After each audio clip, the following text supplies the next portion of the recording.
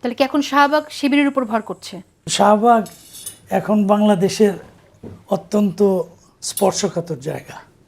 বাগে বাদশাহ শাহবাগের যে নাম ছিল বা মুঘল আমলের পর থেকে এখানে নবাব বাদশাহরা এটা বাগান বাড়ি হিসেবে ইউজ করতো। এখন এটা আন্দোলনের একটা বিরাট ক্ষেত্র হিসাবে চলে আসছে।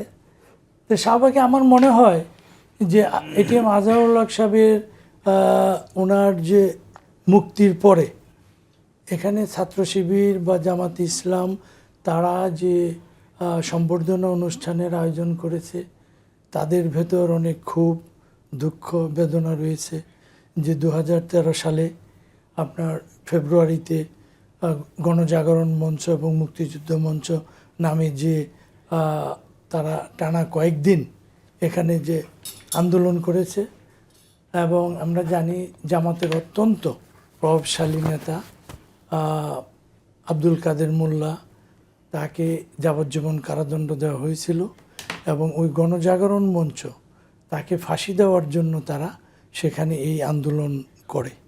এই আন্দোলন করার পরে তাকে ফাঁসি দেওয়া হয়। ওই সময়ে বিচার কার্য নিয়ে অনেক ত্রুটি বিচ্যুতি বা সমালোচনা আলোচনা বিতর্ক ছিল। এখন দীর্ঘ সময় পর এতদিন তিনি জেলে ছিলেন মৃত্যুদণ্ডাদেশ নিয়ে, তার মুক্তির পর স্বাভাবিকভাবে জামাত ইসলাম বা তাদের অঙ্গ সংগঠন তারা উল্লসিত, তারা আনন্দিত, এবং আজহারুল হক সাহেবও উনি বলেছেন যে তিনি মুক্ত হয়েছেন, তিনি এখন একজন স্বাধীন মানুষ। তো তাদের ভেতর যে বেদনা, তাদের ভিতর যে এক ধরনের এটা আমি প্রতিশোধ পরায়ণতা বলবো না, বেদনা থেকে হামলা করেছে আপনি বলতে চাইছেন? আমার মনে হয় যে যদি তারা করে থাকে হয়তো বা এই কারণে হতে পারে। এখন এটা যারা এখানে তাকে মুক্তি দেওয়ার পরে যারা আবার এখানে সমবেত হওয়ার চেষ্টা করেছে, তারা ওই গণজাগরণ মঞ্চের যে চেতনা, সেই চেতনাবোধ থেকেই তারা এটা করেছে। আর তাহলে কি এখন শাহবাগ শিবিরের উপর ভর করছে? শাহবাগ শিবিরের উপর ভর করছে। এখানে দেখেন আইন উপদেষ্টাও কিন্তু এটা নিয়ে একটা স্ট্যাটাস দিয়েছে। তিনি বলেছেন যে এটা তার মুক্তিটা যে সঠিক হয়েছে তার স্ট্যাটাসের মধ্য দিয়ে সেটা বেরিয়ে এসছে। তো এখন ওই যাদেরকে ফাঁসি দেওয়া হয়েছে, জামাতের শীর্ষ পর্যায়ে 6 জন নেতাকে ফাঁসি দেওয়া হয়েছে এবং বিএনপিরও 2-1 জন ছিলেন, তাদেরকেও ফাঁসি দেওয়া হয়েছে। তো এখন আমাদের এখানে প্রতিদিনই আমরা শাহবাগে ইস্যু এবং নন ইস্যু নিয়ে সমাবেশ দেখছি, প্রতিবন্ধকতা সৃষ্টি করতে দেখছি, রাস্তায় মানুষের ভোগান্তি সৃষ্টি করতে দেখছি। তো এটা ঢাকাতেও হয়েছে, রাজশাহীতেও হয়েছে, চিটাগাংও হয়েছে, এরকম সংবাদ এসছে। তো আমার মনে হয় তাদের যে ভেতরের যে একটা ক্ষোভ, তাদের যে তাহলে শাহবাগ বিরোধী ঐক্যজোট যেটা করছে সেটা ক্ষোভ থেকে করছে এবং ঠিকই আছে এটা করা।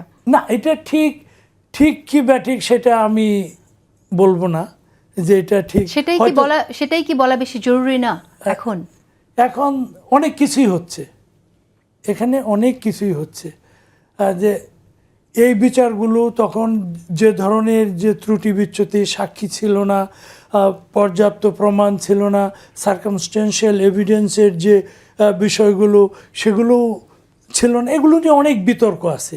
তা আমরা সেই বিতর্কিত বিষয়গুলোর যে সঠিক কোনটা বা ব্যাঠিক কোনটা সেটা নিয়ে আমরা এই বিষয়টি নিয়ে আপনি আসার ঠিক আগে আমরা বিষয়টি নিয়ে কথা বলেছিলাম। তখনকার যে বিচারগুলো হয়েছিল, যেভাবে প্রশ্নবিদ্ধ হয়েছিল, তো প্রশ্ন এখনো আসলো, তাহলে আমরা কি প্রশ্নের জবাব প্রশ্ন দিয়ে শেষ করব, নাকি আমরা প্রশ্নকে শেষ করে একটা বিচার বিভাগকে যেন প্রশ্নের ঊর্ধ্বে রাখা যায় সেই পথে হাঁটবো? এখন দেখেন এদেশের প্রধান বিচারপতি, তাকে লাথি মেরে বের করে দেওয়া হয়েছে দেশ থেকে। আমি তার ইন্টারভিউ করেছি নিউ জার্সিতে, আমেরিকায়, দীর্ঘ একটা ইন্টারভিউ, এবং ইউটিউব এবং ফেসবুকে এটা 2018 ইলেকশনের আগে এটা হয়েছিল। প্রচুর লোক দেখেছে এটা, কোটি লোক। ইলেকশনের বেশ কয়েকদিন আগে আমি ওনার ইন্টারভিউটা করেছিলাম। তো উনি অনেক কথাই বলেছেন। এরপরও আমরা এখনও দেখছি আদালতের দোরগোড়ায় প্রতিবাদ হচ্ছে, বিক্ষোভ হচ্ছে, লাথি মারছে, কি বলে দলীয় লেজুর বৃত্তি যারা করেন এখানে যারা আইন পেশায় নিয়োজিত তারা আসামিকে কিল ঘুষি মারছেন, ডিম ছুঁড়ে মারছেন, বাইরের লোকও মারছেন। এবং আদালত চত্বরে আমাদের যারা এই বিচার কার্যের সাথে জড়িত, আমাদের যে বিভিন্ন দলের যারা আইনবিদ যারা কাজ করছেন এখানে, লয়ার, তারাও তো এসব কাজ করছেন, মিছিল মিটিং করছেন ভিতরে। কোথায় আইনের যে সুষ্ঠু প্রয়োগ বা আইনের যে ধারার আমরা দেখছি, ব্যত্যয় দেখছি বিভিন্ন ক্ষেত্রে। এবং আইনের প্রতি যে শ্রদ্ধার অভাব, আইনের প্রতি যে সম্মানের অভাব, সেটা সব জায়গায় হচ্ছে। তো এই আইনের প্রতি যদি মানুষের শ্রদ্ধা না থাকে এবং বিচারকরা বিচার ক্ষেত্রে যদি সুষ্ঠু বিচার তারা নিশ্চিত করতে না পারেন, তাহলে প্রতিটি ক্ষেত্রে এ ধরনের